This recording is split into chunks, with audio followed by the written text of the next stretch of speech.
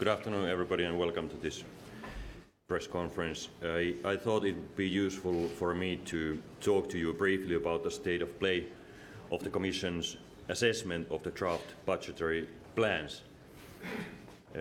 As I recalled in my statement of yesterday evening, this is only the second time we are assessing draft budgetary plans of the euro area member states in line with the strengthened budgetary coordination rules introduced last year.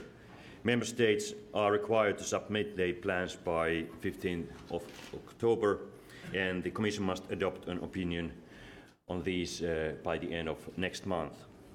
However, if we identify particularly serious non-compliance with the budgetary policy obligations laid down in Stability and Growth Pact, we must adopt our opinion within 2 weeks of the plan's submission. That deadline is today. Over the past 2 weeks, we have carried out consultations with certain member states in this context. In some cases, the aim of these consultations was to highlight some initial concerns related to the draft budgetary plans they had submitted. In others, it was simply to request further information. In all cases, member states have responded constructively to our concerns, and this is very important and welcome. Some member states changed their initial budgetary plans after this consultation, so the result was very good in that sense. I informed the college this morning that after taking into account all of the further information and improvements communicated to us in recent days, I cannot immediately identify cases of particularly serious non-compliance. This is good news, and it shows that our economic governance is working and having an impact. But I want to underline that this does not mean draft budgetary plans will necessarily be found to be in full compliance with the Stability and Growth Pact. So we did not do prejudgment. We did not prejudge the final outcome. The final outcome depends on the assessment of the services, and the final decision will be done by the next Commission by the end of next month. We will only know this once whether all the budgetary plans are as they should be. We can verify it after a very careful assessment. This assessment will be based on autumn economic forecast and will take into account first the Commission's view of the macroeconomic outlook, second our assessment of measures taken, and third risk to budgetary implementation.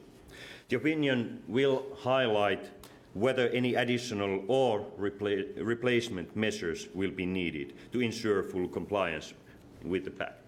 These opinions will be adopted by the new Commission, as I said, and will then be discussed by the Eurogroup.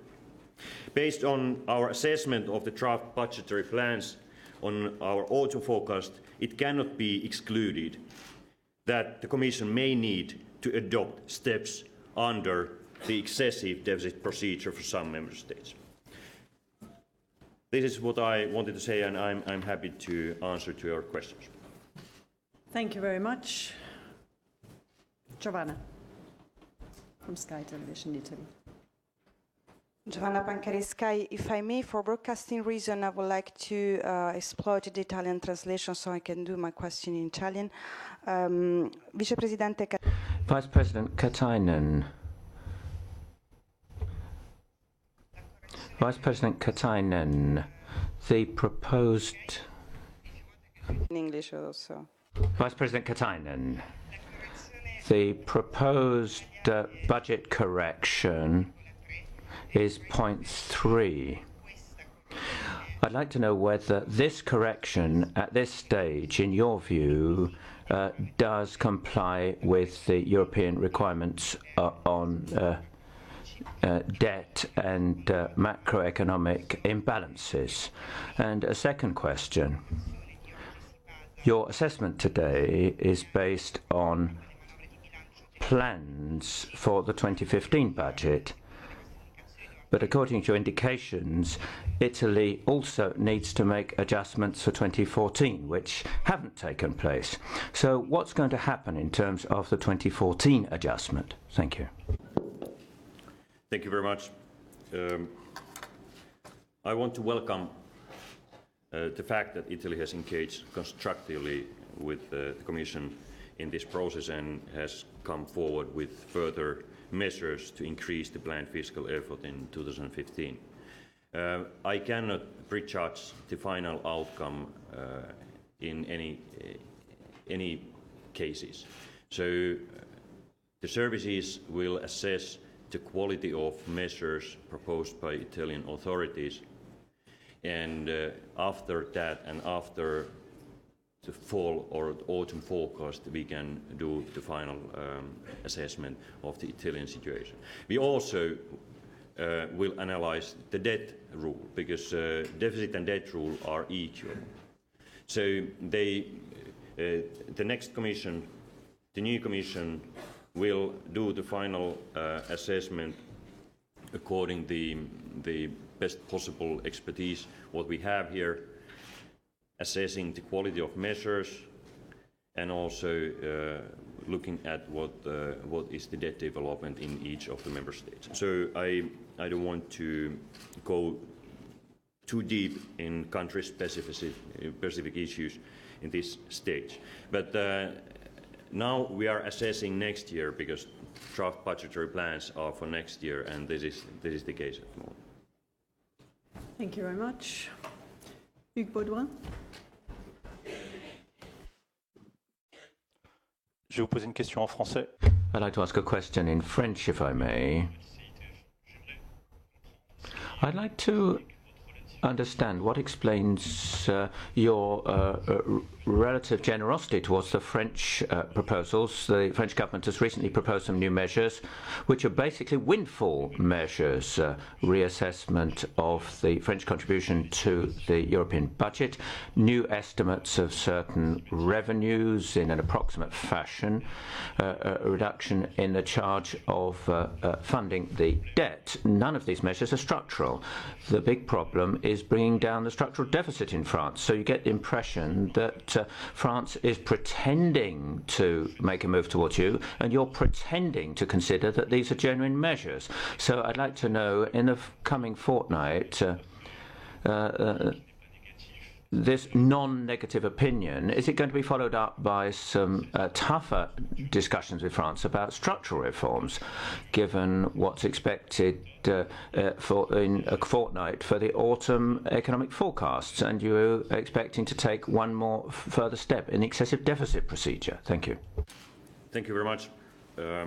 France, in her initial proposal, was proposing 0.2 structural effort, but now the French authorities are telling us that their measures goes up to 0.5. So this is significant improvement, and exactly because we don't know, we have not had time to analyze carefully all the measures. We need more time, and this is the idea of whole this process. So our services will analyze all the measures, not only in case of France, but also in case of all the member states. And as I said, today's decision or yesterday's decision not to send the draft budgetary plans back is not prejudgment of the final outcome. I really want to support France in the effort to do structural reforms, because if looking at the relatively weak potential growth, it's mostly because of structural weaknesses. It's not majorly of fiscal policy, but France, as well as the other countries in Euro area, must focus now to structural reforms in order to boost competitiveness and in order to strengthen potential growth. Italy is doing major changes, and now the question is that all those structural reforms, what Italian authorities have announced, should also be implemented. Thank you very much. Then I saw James Cantor of the New York Times. Thanks. Commissioner, who next month will decide what happens next with these budgets? Will it be you or Mr. Dombrovskis or Mr. Moscovici? First question. Second question, are fines still possible in the case of France and any other countries that the Commission would recommend in this round of the European semester or European year? I'm not sure of the correct vocabulary for this particular exercise. Thanks. Repeat the last question.